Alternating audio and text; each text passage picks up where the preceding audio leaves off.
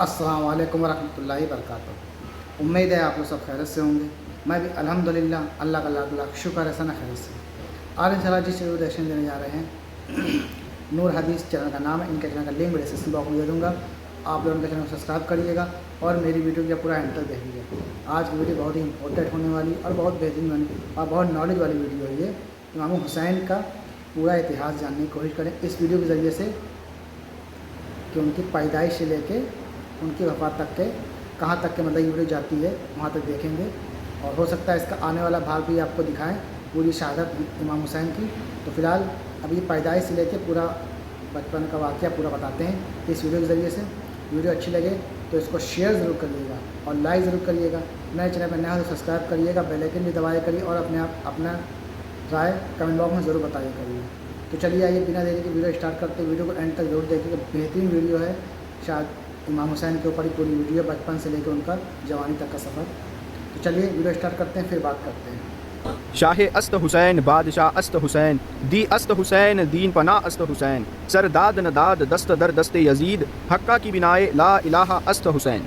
बिस्मिल्लाहिर्रहमानिर्रहीम। अस्सलाम वालेकुम प्यारे दोस्तों, मैं हूँ शाहिद पठान और आज इस वीडियो में हम जानेंगे सैयदना इमाम हुसैन रज़ियल्लाहु ताला अन्हु के बारे में।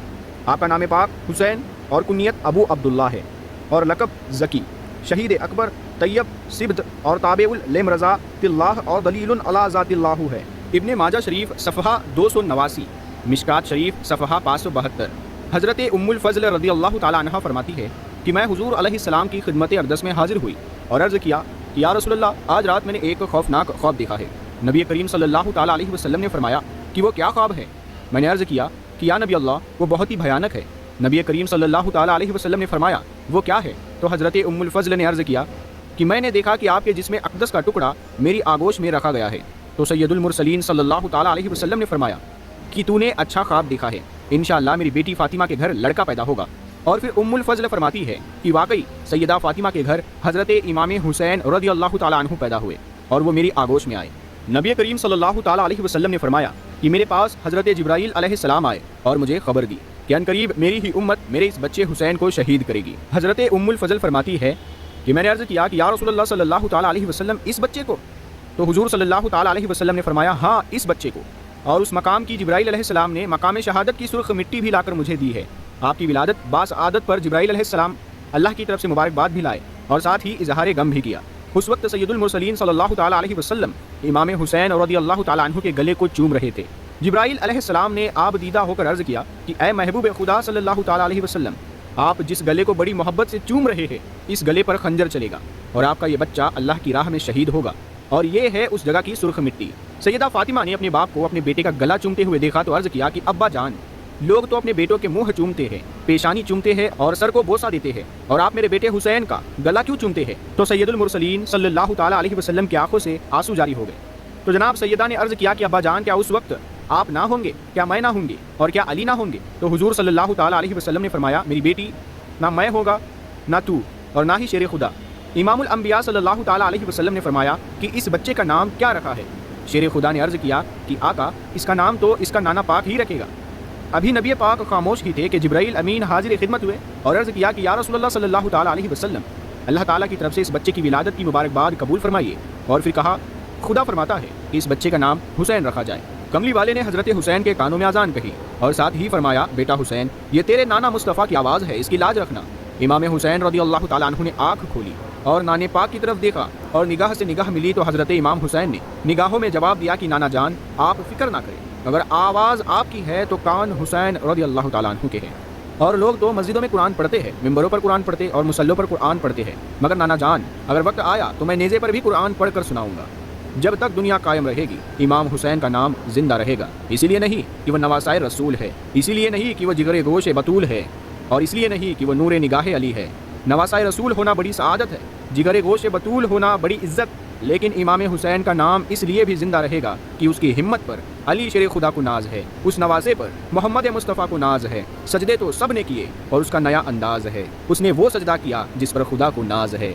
खुदा को नाज है और हो भी क्यों ना, सजदा फर्श वाले भी करते हैं और अर्श वाले भी, ज़मीन वाले भी करते हैं और आसमान वाले भी, जन्नत की हूरें भी करती है और बहिश्त के गिलमान भी, और ज़मीन से लेकर आसमान तक और फर्श से लेकर अर्श तक कायनात का ज़र्रा ज़र्रा खुदावंद ताला की हम्दो सना बयान करता है।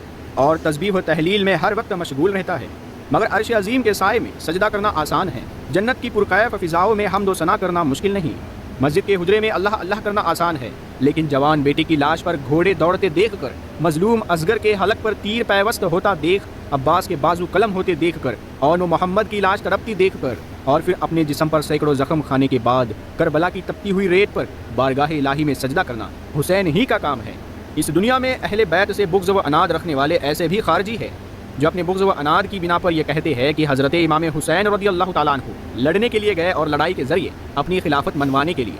مگر اے اطرت پیغمبر سے تعصب رکھنے والے خارجیوں، اور اے حضرت امام حسین کو یزید کی حکومت کا باغی کہنے والوں، یزیدیوں، اپنی آنکھوں سے تعصب کے پردے اٹھا کر دیکھو، اپنے دلوں سے بغض و عناد کے غبار کو مٹا کر سوچو، اپنی عقل و ہوش پر سے خارجیت کی پٹیاں اتار کر سمجھو، اور اپنے دماغی شعور سے دشمنی امام حسین کی مٹی کو جھاڑ کر بات کرو کہ اگر لڑنے کے لیے نہ جاتے تو اپنے ساتھ عرب کے بہادروں کا ایک لشکر لے جاتے، مدینہ کے غازیوں کی فوج لے کر جاتے، اور مکہ کے مجاہدوں کی تلواریں لے کر جاتے، اور اگر وہ لڑنے کے لیے جاتے تو اپنے 6 ماہ کے دودھ پیتے بچے اصغر کو ساتھ لے کر نہ جاتے، 6 سال کی معصوم بیٹی سکینہ کو لے کر نہ جاتے، اور اپنی بہن زینب کی عماری لے کر نہ جاتے۔ وہ لڑنے نہیں گئے تھے، مگر ان کو مجبوراً لڑایا گیا، اور جھگڑا خلافت کا نہیں تھا، کسی امامت کا نہیں تھا، اور کسی تخت و تاج کا نہیں تھا۔ جھگڑا تھا تو اسلام کی سرحدوں کو توڑنے کا، لڑائی تھی تو دین سے دشمنی کی، اور تنازع تھا تو شریعت مصطفیٰ سے بغاوت کا۔ ہاں، اگر یزید کی حکومت بھی غیر اسلامی نہ ہوتی، اور اس کا نظام حکومت بھی غیر شرعی نہ ہوتا، اور اس کی طرز سلطنت بھی غیر دینی نہ ہوتی، اور اگر وہ بھی شریعت مصطفیٰ کے مطابق اپنی حکومت کو چلاتا اور آئین قرآن یا نافذ کرتا، اور وہ اسلام کی سرحدوں کو نہ توڑتا، اور دین کے قواعد اور ضوابط کی توہین نہ کرتا، اور شریعت مصطفیٰ علیہ السلام سے بغاوت نہ کرتا، اور اپنی حکومت کو شخصی نہ بناتا، اور ملوکیت و باطل پرستی کا شکار نہ ہوتا، اور خلفائے راشدین کے نقش قدم پر چل کر اپنی حکومت خاص اسلامی دینی اور شرعی رکھتا، تو پھر اگر امام حسین رضی اللہ تعالیٰ عنہ اس کی اور اس کی حکومت کی مخالفت کرتے تو پھر ان پر جو بھی الزام لگایا جاتا تو پھر درست ہوتا۔ اور جب یزید نے ایسا نہیں کیا، اور اس پر کوئی اعتراض کرنا صرف بددیانتی ہی نہیں، بے دینی بھی ہے۔ امام علی مقام کو بے سر و سامان آنے پر تنقید کرنے والے سوال کرتے ہیں کہ آخر وہ تنہا کیوں آئے، بے سر و سامان کیوں آئے، اور اپنے ساتھ عورتوں اور بچوں کو کیوں لائے؟ مگر ایسے لوگوں کو یہ معلوم ہونا چاہیے کہ باطل جب بھی آتا ہے شان و شوکت کے ساتھ آتا ہے، تخت و تاج لے کر آتا ہے، اور جاہ و جلال کے ساتھ آتا ہے، اور ساز و سامان لے کر آتا ہے، اور حق جب بھی آیا ہے بے سہارا آیا ہے، بے وسیلہ آیا ہے، بے ساز و سامان آیا اور تنہا آیا۔ نمرود کے شاہی دربار میں طارق کا بیٹا ابراہیم ہو، یا فرعون کے سامنے عمران کا فرزند موسیٰ، کفار مکہ کی مجلس میں عبداللہ کا در یتیم ہو، یا یزید کے مقابلے میں فاطمہ کا لخت جگر، آئین مشیت کا شناسہ ایسا، جس کے قدموں میں ہو کوثر وہ پیاسا ایسا، کیوں فخر سے جھومے نہ رسول عربی، تقدیر سے ملتا ہے نواسا ایسا۔ فرعون کو خداوند تعالیٰ نے حکومت دی، بادشاہت دی، تخت و تاج دیا، اور مصر کا راج دیا، مگر وہ بدبخت انسان اللہ تعالیٰ کی اس عطیے کو اپنی عقل و دانش اور اپنا ہی کسب کمال سمجھ بیٹھا، اور پھر اس میں اتنا تکبر اور غرور آ گیا، اور اس میں اتنی سرکشی اور نافرمانی پیدا ہو گئی کہ یہ سب کچھ دینے والے کے مقابلے میں انا ربکم الاعلیٰ بن بیٹھا۔ نمرود کو بھی اللہ تعالیٰ نے شان و شوکت دی، اور دولت و حشمت دی، اور بخت جمال دیا، مگر وہ بدقسمت انسان بھی اپنے دینے والے کا شکر گزار بندہ نہ بن سکا، اور وہ بھی اپنے آپ کو خدا سمجھ بیٹھا۔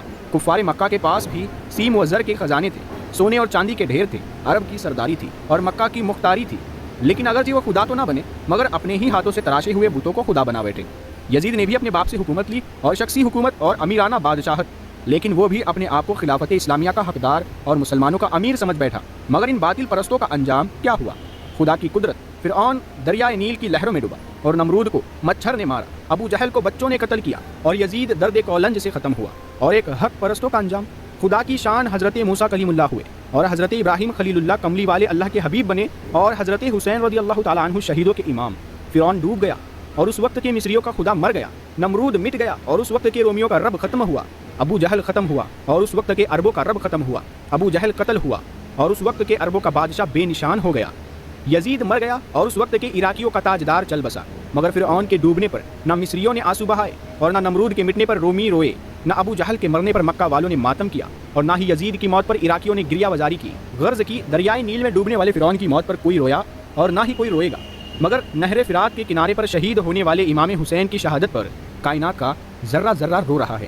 زمین والے رو رہے ہیں، آسمان والے رو رہے ہیں، ہندوستان والے اشک بار ہے، اور افغانستان والے چیخ رہے ہیں، پاکستان والوں کا کلیجہ پھٹ رہا ہے، اور ایران والے تڑپ رہے ہیں، عراق والے آہ و بکا کر رہے ہیں، اور مصر والے بے چین ہیں۔ نہیں، یہی نہیں، بلکہ اس کی شہادت کے 6 مہینے بعد تک آسمان کے کنارے سرخ رہے، ستارے آپس میں ٹکرائے، اور بیت المقدس کے ہر پتھر سے تازہ خون کے فوارے نکلے، اور یہ سلسلہ کبھی ختم نہیں ہوگا، بلکہ قیامت تک اس کی شہادت پر دنیا آنسو بہاتی رہے گی۔ اس لیے کہ فرعون ڈوب کر مر گیا، نمرود بے نشان ہو گیا، ابو جہل قتل ہو کر ختم ہوا اور مر کر نابود ہو گیا، مگر میرے آقا حسین فنا ہو کر بھی باقی ہے، مر کر بھی حیات ہے اور شہید ہو کر بھی زندہ ہے۔ اس لیے ان کا نام زندہ ہے، ان کا عمل زندہ ہے، ان کا کردار زندہ ہے اور ان کے نام لیوا زندہ ہے، ان کے غلام زندہ ہے اور ان کے ماننے والے زندہ ہے۔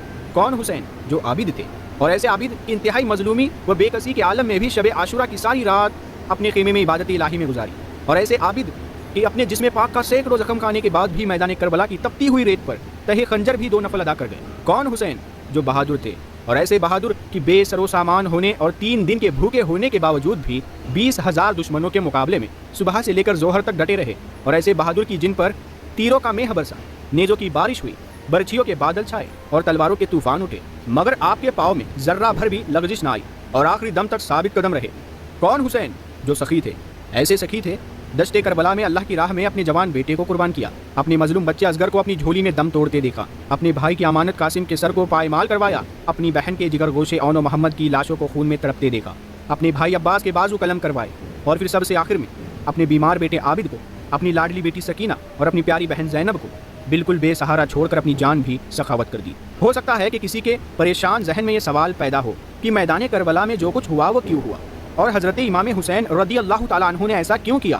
تو اس کا ایک ہی جواب ہے، اور وہ یہ ہے کہ امام عرش مقام کے کانوں میں آخری دم تک نانا مصطفیٰ صلی اللہ تعالیٰ علیہ وسلم کی آواز آتی رہی کہ کسی فاسق و فاجر حکمران کی اطاعت اور سیاہ کار و گنہگار بادشاہ کی بیعت ایک مسلمان کے لیے باعث ذلت ہے، اور پھر ان کو آغوش ملی تو فاطمہ الزہرا کی، نگاہ پیار ملا تو امام الاولیاء کی، اور سواری ملی تو سید الانبیاء کی۔ ان کی ماں خاتون جنت ہے، ان کا باپ سید المومنین ہے، اور ان کا نانا سید المرسلین ہے، اور انہوں نے آنکھ کھولی تو پہلی نگاہ محبوب خدا کے نورانی چہرے پر پڑی، اور دودھ کا پہلا قطرہ اپنی ماں سے ملا، اور دست شفقت ملا تو شیر خدا کا۔ اس لیے وہ جانتے تھے اسلام باطل کی نفی سے شروع ہوتا ہے اور حق کے اسبات پر مکمل، اور کوئی مسلمان اس وقت تک مسلمان نہیں ہو سکتا جب تک کہ وہ اپنی زبان سے لا الہ کہہ کر تمام معبودان باطل کی نفی نہ کرے، اور تمام خواہشات نفسانی اور ہر شرک ربانی کے ہر نقش کو اپنے دل سے نہ مٹائے، اور اسلام کے دشمنوں، دین کے غداروں کے خلاف نبرد آزما نہ ہو، اور باطل پرست حکمرانوں اور ملوکیت و آمریت کے خلاف دست و گریبان نہ ہو، اور غیر اسلامی اور غیر شرعی نظام حکومت کو مٹانے کے لیے میدان میں نہ آئے۔ اور یہی وہ مقام ہے کہ جہاں حضرت خواجہ معین الدین اجمیری رحمۃ اللہ تعالیٰ علیہ کے حق پرست دل نے سمجھا، حق شناس نگاہوں نے دیکھا، اور پھر ان کی زبان یہ پکار اٹھی، حقہ کی بنائے لا الہ است حسین۔ یزید بھی لا الہ تھا، باطل پرست حکمران تھا، دین کا دشمن اور شریعت کا باغی تھا، اور اس کا نظام حکومت بھی غیر اسلامی، غیر دینی اور غیر شرعی تھا، جس کے مقابلے میں الا اللہ قائم رکھنے کے لیے حضرت امام حسین نے اپنے جان و مال، اقارب اور اپنے بچوں تک کی بازی لگا دی۔ جو دہکتی آگ کے شعلوں پر سویا وہ حسین، جس نے اپنے خون سے عالم کو دھویا وہ حسین، جو جمع بیٹے کی میت پر نہ رویا وہ حسین، جس نے سب کچھ کھو کے پھر کچھ بھی نہ کھویا وہ حسین، جس نے اپنے بچوں کی دے دی سخاوت وہ حسین، ہنس کے جس نے پی لیا جام شہادت وہ حسین۔ ابن ماجہ شریف صفحات 13۔ نبی کریم صلی اللہ تعالیٰ علیہ وسلم نے فرمایا کہ حسین مجھ سے ہے اور میں حسین سے ہوں، اور پھر حضور صلی اللہ تعالیٰ علیہ وسلم نے فرمایا کہ جو حسین سے محبت رکھتا ہے اللہ اس سے محبت رکھتا ہے۔ پیارے دوستوں، مسجد نبوی میں عصر کی نماز ہو رہی تھی، امام الانبیاء علیہ السلام جماعت کرا رہے تھے، اور مقتدی حضرت صدیق اکبر، حضرت عمر فاروق، حضرت عثمان غنی اور حضرت علی المرتضیٰ تھے، اور حضرت امام حسین رضی اللہ تعالیٰ عنہ کی 6 سال کی عمر تھی۔ وہ مدینہ منورہ کی گلیوں میں کھیل رہے تھے، وہ کبھی مدینے کے در و دیوار کو دیکھتے اور کبھی نان مصطفیٰ صلی اللہ تعالیٰ علیہ وسلم کے مصلے کو۔ کملی والے آقا دو جہان سجدے میں گئے تو حضرت حسین نے چھلانگ لگائی اور نبی پاک کے کندھوں پر سوار ہو گئے۔ عرش والے حیران رہ گئے، فرشتے دم بخت تھے اور حوریں محو حیرت، مگر روح فطرت مسکرا رہی تھی۔ جبریل علیہ السلام پکار اٹھے کہ مولا، یہ کیا تماشا ہے کہ بچہ حسین امام الانبیاء کے کندھوں پر نماز میں اور سجدے کی حالت میں سوار ہو گیا ہے۔ خدا نے فرمایا جبرائیل خاموش، آج جس بچے حسین کو تم سجدے میں نان مصطفیٰ صلی اللہ تعالیٰ علیہ وسلم کے کندھوں پر دیکھ رہے ہو، کل اسی بچے حسین کو میدان کربلا میں نیزے پر چڑھ کر قرآن پڑھتے بھی دیکھنا۔ سید المرسلین صلی اللہ تعالیٰ علیہ وسلم نے ارادہ کیا کہ سجدے سے سر اقدس اٹھاؤ، مگر جبرائیل علیہ السلام نے آ کر فرمان خداوندی سنایا کہ جب تک حسین اپنی مرضی سے نہ اترے تم سجدہ سے سر نہیں اٹھا سکتے۔ کملی والے نے نماز لمبی کر دی اور 3 یا 5 بار کی بجائے 72 دفعہ تسبیح پڑھی۔ حضرت حسین رضی اللہ تعالیٰ عنہ اپنی مرضی سے نانا کے کندھوں پر سے اترے اور ہنستے کھیلتے گھر آ گئے۔ ماں نے گود میں لیا، سر منہ چوما اور پیار کیا۔ بیٹے نے عرض کیا کہ اماں جان آج تو عجیب بات ہوئی۔ ماں نے پوچھا بیٹا کیا ہوا؟ عرض کیا کہ اماں جان آج آپ کا باپ یعنی میرے نانا اور تمام نبیوں کے امام سجدے میں تھے کہ میں دوڑ کر ان کے کندھوں پر سوار ہو گیا، اور جب تک میں اترا نہیں میرے نانا نے سجدے سے سر نہیں اٹھایا۔ خاتون جنت نے فرمایا بیٹا حسین تم نے نماز کا خیال نہ کیا اور تم نے نبوت کا لحاظ نہ کیا۔ بیٹے نے عرض کیا کہ اماں جان پریشان نہ ہو، یہ ایک راز کی بات ہے۔ ماں نے پوچھا بیٹا وہ راز کیا ہے؟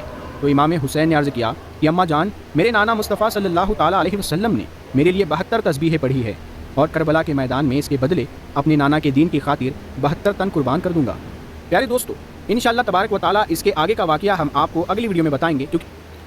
تو دوستو، یہ تمہارا ریئیکشن جو ہم نے دیکھا امام حسین کے اوپر، پورا ان کا واقعہ، کوشش کری جہاں تک کہ بھی اس کی آگے کی ویڈیو بھی انشاءاللہ جلد ہی بنائیں گے، کیونکہ ویڈیو بہت لمبا ہو جاتا، تو آگے کے ویڈیو انشاءاللہ نہیں چاہتے اس کے آگے دیکھنے کو ملے گا، یعنی کہ دوسرا بھاگ۔ تو ہم نے یہ بچپن سے واقعہ سن لیا کہ کس طرح سے ان کی پیدائش ہوئی، کب ہوئی، سب کچھ بتا دیا گیا اس ویڈیو کے ذریعے سے۔ اب آگے کا انشاءاللہ واقعہ جلد ہی لائیں گے آپ کے ذریعے، مطلب آپ کو پیش کریں گے، دیکھیے گا ضرور۔ اور ویڈیو اچھی لگی ہے امید ہے تو اس کو شیئر ضرور کریے گا، لائک کریے گا اور کمنٹ باکس میں بھی رائے بتائیے۔